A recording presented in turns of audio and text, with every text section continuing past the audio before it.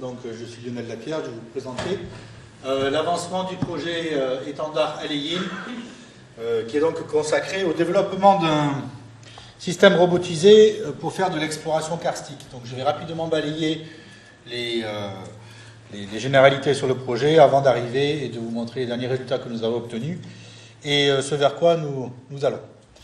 Donc, tout d'abord, le karst.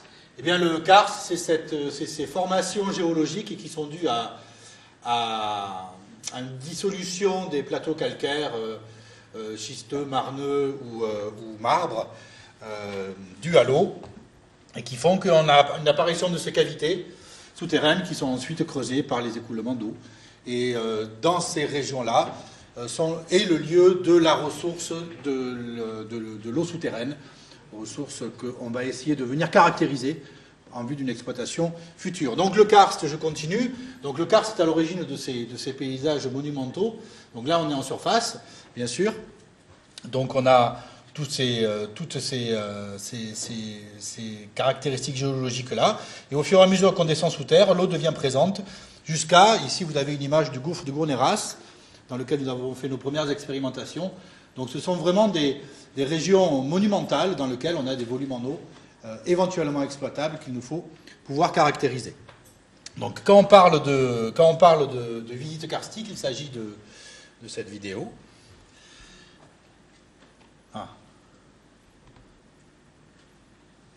Non. Bon, qui ne veut pas démarrer, c'est pas très grave. On va passer à la suite. Voilà, donc par exemple ici, une idée, la fontaine de Vaucluse, qui est la plus grande résurgence karstique en Europe, qui peut avoir des variations saisonnières extrêmement importantes. Et donc la caractérisation de ces variations saisonnières est un élément important pour envisager une exploitation de ces eaux souterraines. Donc 50% de l'alimentation de l'eau potable en France est d'origine souterraine. Alors qu'elle soit pompée en souterrain ou pompée en surface, en tout cas c'est le résultat de cette présence karstique. Et la région de Montpellier, et en particulier le bassin versant de Montpellier, c'est-à-dire entre l'Hérault et le Vidourle, est un exemple emblématique de tout ce qui se passe dans la région méditerranéenne. Je vous montrerai pourquoi par la suite. Mais aussi un lieu d'étude extrêmement important. Historiquement, ça s'explique. Le professeur Avias était là dans les années 60. C'est lui qui a mis en place la station Avias, qui alimente maintenant l'agglomération de Montpellier au travers des sources du Lez et qui va pomper cette eau dans le Lez, dans un énorme réseau karstique, dont un des objectifs d'Aleïn est de venir caractériser ce réseau-là aussi. Donc là, nos collègues d'HSM, Hydrosciences Montpellier, installent des réseaux de capteurs, c'est l'observatoire Médicis, dans tout le bassin versant montpelliérain, pour venir essayer de caractériser l'état de ce karst. Donc, karst plein d'eau, qui effectivement est intéressant du point de vue de l'exploitation des ressources en eau, mais qui est aussi l'enjeu de transfert de charges importants et qui provoque des inondations catastrophiques lors des épisodes cévenols que nous connaissons. Ici, un zoom plus particulier sur l'exploitation des sources du Lez. La problématique, je comprends bien ici, vous avez ici la zone connue des sources du Lez. À l'origine, les Romains exploitaient déjà la source, mais à son exurgence, à sa sortie. Donc tout ceci a été cartographié par des plongeurs jusqu'à trouver ici une chambre dans laquelle il est judicieux de venir installer la station qui porte le nom de Jacques Avias, la station Avias, et qui vient pomper par 50 mètres de profondeur l'eau qui ensuite alimente Montpellier. Or il se trouve que pendant cette exploration-là, un plongeur qui n'a pas trop suivi les directives, il s'est fait taper sur les doigts après, mais il est allé se balader par là et il a découvert une immense réservoir potentiel ici. Et là, il était en limite de plongée, de profil de plongée qui avait été défini durant la mission, mais les plongeurs spéléo sont assez indécrottables, donc il était quand même allé voir là-dedans.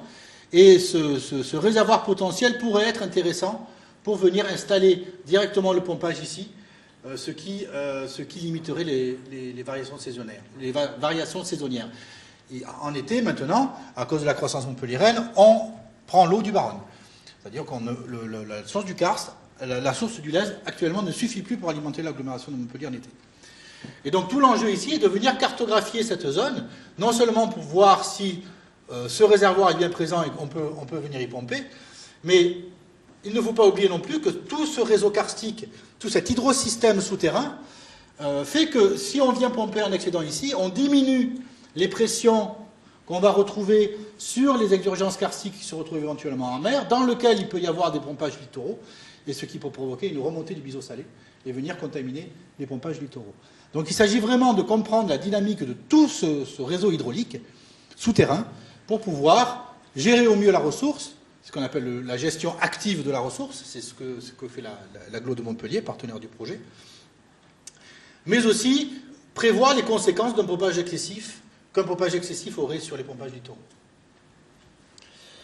Autre aspect du karst, le problème des crues soudaines lors des épisodes sévenols que nous connaissons ici, mes vidéos ne démarrent pas, mais c'est pas très grave, qui fait que ce karst se gorge d'eau et d'un seul coup va restituer cette grande quantité d'eau dans des endroits où c'est pas prévu. Par exemple, au centre de Montpellier, bon ça c'est les crues du Lez, mais on a eu aussi le Verdançon qui est venu déverser et qui a inondé des endroits de Montpellier qui n'étaient pas prévus pour. Donc il s'agit effectivement de prévoir non seulement ces transferts de charges et de savoir et d'essayer de prévoir ces montées des eaux soudaines, mais aussi comprendre la dynamique globale de ce réseau du point de vue de la ressource, du point de vue du risque hydrogéologique et du point de vue des contaminations potentielles qui peuvent se répercuter. Un camion qui verse dans les hauts-cantons, combien de temps on a avant que ces polluants viennent venir contaminer la source du Lez, puisque tout ce bassin versant, on sait que le karst est en lien et que les grands réseaux karstiques sont en lien entre eux. Autre problématique, les problématiques de skin hole, où d'un seul coup on va voir apparaître d'énormes trous qui vont apparaître soudainement parce que dessous on a une rivière souterraine qui est venue creuser et qui est venue gratter dessous, donc ici en pleine ville. Ici, là c'est un autre problème, c'est au bord de la mer Morte en Israël où la mer Morte est en train de se dessaler. Et donc cette diminution de la concentration de sel fait que les structures salines qui tiennent toute cette croûte-là se dissolvent et on voit apparaître ces trous avec des hôtels entiers qui disparaissent dans ces énormes trous, dans ces énormes skin holes, ou autrement appelés cénotes, qui sont les cénotes, ce sont ce type de structures géologiques qu'on retrouve au Mexique. Donc les enjeux, c'est non seulement donc la prospection, la préservation et la gestion de la ressource en eau, mais aussi la gestion du risque hydrogéologique. Pourquoi Montpellier est un exemple emblématique de tout ce qui se passe autour de la Méditerranée? Eh bien, il se trouve que pendant le Pliocène, il y a quelques millions d'années, la Méditerranée s'est asséchée et la karstification, cette dissolution de ces plateaux calcaires, s'est produite jusqu'à 2000 mètres, jusqu'à 1500 mètres par rapport au niveau actuel, et on retrouve ces énormes réseaux karstiques jusqu'à 1500 mètres de fond. On suppose qu'on les retrouve. Pour l'instant, on n'est jamais allé y voir. Mais c'est ce qui fait que toute cette eau qu'on vient exploiter et qui est en surface du réseau est aussi en contact avec un réseau profond qui est potentiellement très gros. Et la source du Lez, par exemple, peut risquer un désamorçage. Un pompage excessif, hein, c'est un réseau hydraulique, un pompage excessif pourrait provoquer une entrée d'air dans le réseau et le passage de cette eau par des réseaux beaucoup plus profonds. Et donc ensuite, le niveau de la mer est remonté jusqu'à son niveau maximal que vous voyez ici, et ce qui fait que tout le plateau méditerranéen est l'enjeu de ces mêmes problématiques qu'on retrouve à Montpellier. C'est pour ça que Montpellier est un exemple emblématique de ces problématiques karstiques qu'on retrouve partout dans le bassin méditerranéen, mais aussi pour d'autres raisons géologiques partout dans le monde en fait. Et je pars demain en Chine pour présenter le projet, pour voir si nos partenaires chinois seraient intéressés pour nous accompagner sur ce projet. Donc il faut aller y voir. Il faut aller voir ce karst pour comprendre globalement la dynamique de ces réseaux, comment ces réseaux évoluent avec le temps, comment ces réseaux évoluent avec les conditions météorologiques, etc. Donc, ce n'est pas la première fois qu'on vient visiter le karst. Pour vous donner un exemple de la difficulté que cela représente, je vous ai fait un petit historique de ce qui s'est passé dans la fontaine de Vaucluse à partir de 67. Fontaine de Vaucluse, une fontaine emblématique, hein, a toujours cherché un trésor au fond. On l'a plus ou moins trouvé. On a trouvé des pièces de monnaie romaine, on a trouvé une barque au fond, enfin, on a trouvé plein de trucs. Mais en 67, le commandant Cousteau, avec Deleuze, le fondateur de la COMEX, ont commencé à développer des systèmes pour venir descendre dans cette fontaine de Vaucluse, et ont développé le Télénote, qui a réussi à descendre en 67 jusqu'à 106 mètres de fond. Et par la suite, pour améliorer ce record-là, on a développé le Sorgonote, qui est arrivé en 83 jusqu'à moins de 243 mètres de fond et est venu cartographier ce réseau jusqu'à moins de 243 mètres. Et c'est ici que les choses se compliquent. Pour dépasser ce record-là, on a développé, en partenariat avec Renault, le Sorgonote 2, qui s'est perdu par 233 mètres de fond. D'un seul coup, l'image a disparu, on a cru qu'il avait implosé, non, il était toujours là. Mais il s'est perdu par 233 mètres de fond. Alors on a développé le Sorgonote 3, pour aller le récupérer. Le Sorgonote 3 s'est perdu par 150 mètres de fond. Il est venu se prendre dans le câble du Sorgonote 2. Toujours pareil. Donc on a développé le Sorgonote 4, qui est venu se perdre un peu plus haut, et on s'est retrouvé avec ces 3 robots qui venaient encombrer la source, et qui la rendaient complètement inexploitable pour l'exploration. Tout ça à cause des câbles. Alors, des lignes de vie des plongeurs, c'était le problème pour le Sorgonote 1, du câble du Sorgonote 2 qui a causé l'échec du Sorgonote 3, du Sorgonote 4, etc. Donc, on a dû envoyer des plongeurs pour vider la cavité. Et enfin, alors en 85, le Modexa a touché le fond par moins de 315 mètres, mais le Spéléonote de la Société de spéléologie de la Fontaine de Vaucluse a aussi touché à 315 mètres de fond en 89. On a ensuite développé des engins avec une suite de capteurs beaucoup plus performants pour faire une cartographie plus précise. Et le Spéléonote 3 fut perdu à 164 mètres de fond en 96. Là, la COMEX, qui était partenaire du projet, a envoyé un nouveau robot pour venir le récupérer, qui a été lui aussi perdu. Exactement pour les mêmes raisons, qui s'est perdu dans le câble du précédent. Donc, si on veut pouvoir faire, donc il a été aussi récupéré par des plongeurs, et là se pose la question de la prise de risque que prennent ces plongeurs pour venir récupérer des robots qui sont censés pouvoir faire l'exploration karstique et sans risque. Mais il fallait quand même vider la cavité pour pouvoir continuer l'exploration. Donc, conclusion, si on veut exploiter le karst, il faut gérer son câble. 6 câbles, il doit y avoir. On en parlera plus tard. D'autres choses se sont passées, bien sûr, en Europe. Il y a eu l'exploration du Pozzo del Moro avec plusieurs robots qui ont réussi. Alors, la topo n'est pas complète, là, à cartographier jusqu'à moins 392 mètres ce gouffre gigantesque en Italie. D'autres se sont intéressés aussi à cette exploration karstique dans un contexte très particulier, c'est l'exploration de cénotes. Les cénotes sont ces curiosités géologiques complètement verticales qu'on retrouve au Mexique.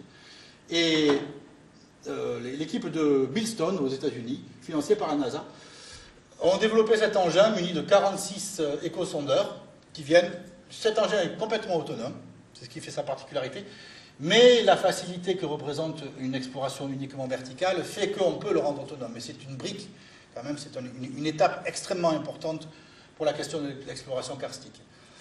Alors, ce système-là est non seulement là pour explorer les cénotes, mais comme le font les Américains, l'objectif final est de venir explorer les lunes de Jupiter, les cavités dans les lunes de Jupiter, et c'est donc ça l'objectif final du développement de cet engin. Il n'est pas fait pour le karst, il n'est pas fait pour la question de la ressource en eau. Autre projet particulièrement intéressant, l'UNEX Mine, où là il s'agit de développer un système pour venir explorer les anciennes mines inondées pour voir s'il serait intéressant de les réouvrir pour une exploitation ultérieure, venir pomper, venir à nouveau retrouver les filons qui ont été perdus.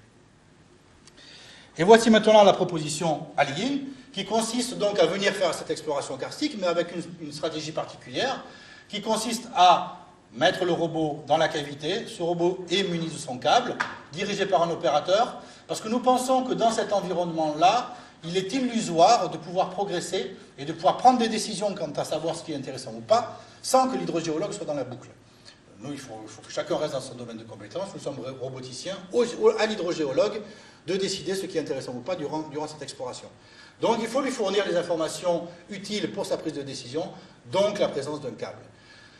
Le problème de ce câble-là, c'est qu'il faut pouvoir le gérer. Donc le développement d'un système qui permet au robot de venir déposer son câble au fur et à mesure de sa progression. Le robot progresse et avec différents capteurs dresse la cartographie 3D du conduit, arrive au bout de sa mission, se sépare de son câble et rentre seul dans le modèle qu'il aura construit à l'aller. Ça, c'est sur le papier. Maintenant, l'implémentation de tout ça, eh bien, on y est. Et on va voir jusqu'où on est. Donc, on travaille aussi sur le développement de nouveaux capteurs avec nos collègues de l'IES, le principe de la peau acoustique et de l'ombilical virtuel, pour avancer sur ce problème-là. Voici les enjeux scientifiques autour de ça. Donc, des enjeux relatifs, on va dire plutôt à la robotique, plutôt à la problématique de capteurs, là, voilà, plutôt à la problématique de capteurs. Relative à la navigation, il faut bien pouvoir se situer dans ce conduit-là et pouvoir rentrer, dresser la carte et naviguer dedans au retour. Des problématiques de guidage, le système doit de manière autonome se déplacer dans ce conduit, se centrer dans le conduit, avancer dans la direction principale dans laquelle il y a la continuité de la galerie, construire à la volée des modèles environnementaux, faire face aux problèmes de robustesse. Par exemple, dans ces endroits-là, on peut avoir des inclusions salines ou des défauts de salinité si on est en mer, qui fait que la flottabilité de l'engin peut varier, par exemple. Si on embarque un système qui doit déposer son propre câble, il y a une variation de la masse du robot qu'il faut devoir prendre en compte, etc. Autre problème, c'est qu'en général, ces robots, surtout quand ils sont suractionnés, n'ont de sens qu'en boucle fermée. Ils ont plusieurs moteurs, ils ont plus de moteurs que nécessaire. Et par exemple, pour les faire aller tout droit, on a servi sur un cap donné, avec une centrale inertielle, ça on sait très bien faire. Sauf que dans ces environnements particuliers, on peut avoir des artefacts magnétiques, on en a rencontré, qui fait que notre boussole, subitement, elle devient complètement inopérante, elle prend 90 degrés de cap, et donc un asservissement sur le cap, c'est un échec de l'émission. Donc il faut pouvoir garantir à un moment donné qu'on va complètement ouvrir la boucle du robot, jusqu'à ce qu'on passe l'artefact magnétique. Et le robot, là, doit continuer son chemin tout droit, pendant une période de temps courte, bien évidemment, mais on doit pouvoir garantir la stabilité en boucle ouverte, ce qui, sur un robot redondant, à l'actionnement redondant, n'est pas si simple. Donc, oui. Ça veut dire quoi, ouvrir complètement la boucle du robot? Un robot, c'est que tu vas avoir des capteurs qui vont mesurer des informations sur l'environnement.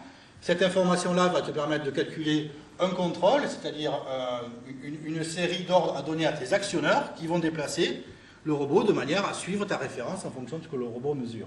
Mais d'un seul coup, tes capteurs deviennent fous. Donc tu sais que tu ne peux plus compter sur eux. Par contre, il faut pouvoir garantir que dans ce cas-là, et sur une période de temps courte, le robot garde un mouvement cohérent, qui sur un horizon de temps important va nécessairement dériver par rapport à un mouvement nominal. Mais sur une courte période de temps, il faut que le robot garde un comportement cohérent. Et donc là, on ouvre la boucle quand on ne fait plus confiance à ces capteurs. Okay. D'accord? C'est ça que ça veut dire. Comment tu sais que tes capteurs ont permis la boucle? Parce que tu vas envoyer des informations à tes actionneurs, tu vas embarquer un modèle du robot qui fait que quand tu envoies telle action à tes actionneurs, tu sais qu'il doit avoir tel comportement. Tu vas tout droit, de ce coup tu prends 90 degrés de cap, c'est pas toi qui as tourné. Donc c'est qu'il y a un artefact dans l'environnement qui fait que ta boussole est fautive. Donc là, il faut surtout ouvrir la boucle et ne pas garder l'asservissement sur le cap, puisque ce cap est faux. Et donc ça, c'est vrai pour les centrales inertielles, mais c'est vrai pour tous les autres capteurs acoustiques qu'on va embarquer, notamment quand on choisit les mauvais, la première expérimentation qu'on a faite, où le capteur acoustique nous donne 80% de données incohérentes. Donc là, on ne peut plus refermer la boucle sur ce capteur-là. Mais quand bien même on a un capteur adapté, il faut s'attendre à avoir des outliers, des informations qui sont complètement aberrantes, et soit ne pas considérer cette donnée, ce qui sur un horizon de temps faible n'est pas très grave, on va prendre la donnée précédente, on connaît la dynamique du système, il ne va pas bondir pour se retrouver dans un environnement complètement inconnu en 2-3 secondes. On peut tolérer de perdre certains échantillons, mais pas sur un horizon de temps important. Donc il faut devoir caractériser tous ces capteurs-là. Et c'est aussi le travail sur lequel se penchent Franck et Mohamed sur le développement de nouveaux capteurs acoustiques pour caractériser ce que donnent ces capteurs acoustiques dans ces milieux extrêmement confinés. Est-ce qu'on peut imaginer une certaine redondance Évidemment. obtenir la même information avec des capteurs de nature différente? Évidemment. Vérifier l'entre-deux. Évidemment, c'est cette question-là, cette question de garantie de performance et de dependability en français, de sûreté de fonctionnement. Voilà, de sûreté de fonctionnement. Oui, on va avoir cette redondance-là. On va avoir plusieurs centrales inertielles. C'est-à-dire qu'à un moment donné, si on a, parce qu'on n'a pas repéré, un pic de courant dû au recrutement de capteurs qui rend une centrale inertielle fautive, il faut qu'une autre qui est dans un autre endroit nous donne une autre information. Si on a une différence d'information entre ces deux-là, et que ça se passe au moment où on a recruté un capteur acoustique, on sait que c'est notre capteur acoustique qui a rendu fautive cette centrale inertielle. Si à un moment donné, deux centrales inertielles deviennent fautives, alors que le robot n'a pas eu de mouvement tel que ces deux centrales inertielles devaient réagir comme ça, alors c'est un artefact de l'environnement. C'est toute cette structure décisionnelle qu'il va falloir embarquer sur le robot. Et que je vais résumer par la sûreté de fonctionnement et la garantie de performance. Ce sont ces enjeux-là qu'il faut traiter. Et là, on a besoin de monde, et c'est ce pourquoi je vais en Chine demain. Donc, voici le système qu'on a développé. Ulysse, 12 moteurs. On vous parlait de redondance, 6 suffirait. Une IMU, une caméra acoustique, un sonar profilométrique et un DVL pour mesurer la vitesse par rapport au fond, avec une architecture multicouche, peu importe, je ne vais pas m'étendre là-dessus. Je suis déjà bien à la bourre. Donc on développe ces deux systèmes, Ulysse qu'on a mis en œuvre dans le gouffre de Gournéras, et le Navscout qui est un scooter de plongeurs sous-marins, spéléo, sur lequel on a monté l'ensemble des capteurs du système. Donc ici, là, on va pouvoir balader l'ensemble des capteurs du système, mais avec la cohérence du mouvement que nous accordera le plongeur. Nous avons d'abord réalisé 2 expérimentations dans le gouffre de Gournéras. Voilà.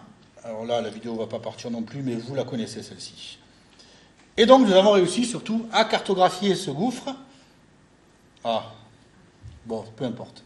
Je vais avancer. Voilà. On a réussi à cartographier ce gouffre et à sortir, donc, ici, c'était la connaissance qu'on avait du gouffre a priori. Donc ça a été dressé par les plongeurs avec un double décamètre, un kissymètre, une boussole. Donc voici la richesse que ce système apporte en termes de connaissances. Là, on a une vue 3D volumétrique dans laquelle on peut venir calculer des volumes, dans lequel on peut revenir avec cet instrument qui est censé avoir un comportement déterministe, donc c'est-à-dire reproduire les mêmes conditions expérimentales d'une saison à l'autre, et on peut venir effectivement calculer le volume de manière objective. C'est ce que nous demande l'agglo de Montpellier concernant la grande cavité en amont des sources du Lèze. Là, tu as 300 mètres de gouffre. Et là, c'est l'entrée sur laquelle on est venu faire tourner des logiciels de Bijan, nos collègues de l'IMAG, nos collègues mathématiciens, pour avoir une idée des volumes englobants, le volume maximum et le volume minimal en fonction de l'incertitude sur les capteurs. Ici, avec ce c'est juste pour le fun, mais avec ce modèle-là, on a réussi à reconstruire une vue de la cavité de Gournéras, donc une visite virtuelle du gouffre. Bon, ça c'est plus pour le fun, il n'y a pas de prétention scientifique là derrière. C'était un peu bête, mais bon, je ne sais jamais. S'il y a des poissons, est-ce qu'il y a des poissons, il y a des organismes vivants? Alors il n'y a pas grand-chose, mais il y a. Il y en a. Il y a de la vie. Il y a des robots. Il y a de la vie et quelque chose que nous demandent les hydrogéologues aussi, c'est de munir le système munir le robot d'un système de prélèvement pour venir prélever les petites bestioles qu'on pourrait éventuellement y trouver. Alors il y a les axolotes, ces espèces de lézards bizarres avec les branchies externes là, que tu vas retrouver là-dedans. Il y a des petits coquillages, il y a des araignées, il y a plein de choses bizarres, mais en très petite quantité. Et c'est des choses qui arrivent à survivre dans des conditions assez incroyables. Donc venir les prélever, c'est pas obligatoirement leur rendre service non plus. Bon. Mais pour l'instant, on n'a pas les moyens de venir prélever. Autre, et ça c'est la dernière mission que nous avons effectuée, dans le gouffre du Durzon, nous avons repris notre Navscout sur lequel nous avons monté un système de stéréocaméra, un système donc, de caméras qui fonctionne en stéréoscopie. On est allé visiter le gouffre, et ce qui nous intéressait là-dessus, c'était donc de monter ces caméras-là, de faire la balade dans le gouffre qui se trouve avoir la particularité d'avoir 4 cheminées verticales, dont une remonte en surface, et de voir ce que nos capteurs acoustiques, on a monté 4 échosondeurs sur le système, nous donnaient par rapport à ces cheminées-là, et si on était capable de venir faire une reconstruction photogrammétrique du gouffre dans ces conditions-là. Vous voyez, une eau particulièrement laiteuse.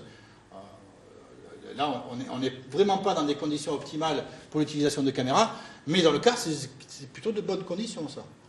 C'est ce qu'il faut voir. Et donc, est-on capable de faire de reconstruction photogrammétrique là-dessus? C'est la question qu'on s'est posée pour l'exploration du Durzon. Donc ça, c'était les données acoustiques que nous donnaient, les mesures acoustiques que nous donnaient nos 4 échosondeurs.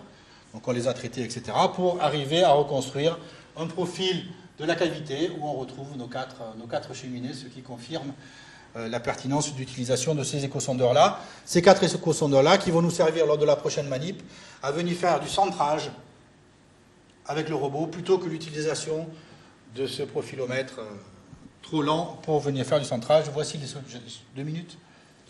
2 minutes. Voici les résultats des reconstructions photogrammétriques. Notamment celle-là. Donc là, c'est juste une portion de 7 mètres de la galerie. On est juste arrivé à reconstruire ça. Alors, on avait certainement des défauts d'éclairage, etc. On arrive à faire des reconstructions photogrammétriques de ces zones-là. Maintenant, est-ce que ça présente un intérêt? Je ne suis pas sûr, mais le résultat est plutôt joli. Voici, donc, là, c'est sur le développement de nouveaux capteurs. Dans le futur, dans ce qui va nous intéresser, c'est le LES. Donc là, on a monté un projet recherche et société en région avec de nouveaux partenaires, dont le BRGM, l'Université de Lille, un gros partenaire industriel qui est Hydrokarst, pour venir justement explorer cette zone en amont. Un projet européen pour venir méditerranéiser cette question-là. Donc là, on devrait répondre à l'appel ICT en février ou mars, là, avec le Portugal, l'Espagne, qui viennent nous rejoindre, et certainement un partenaire, ça c'est pas encore sûr, un partenaire au Liban. Et enfin, demain, je pars en Chine pour voir si on peut monter des collaborations avec ces 2 universités. Donc, a priori, les choses sont plutôt bien parties. Voilà. Merci Lionel.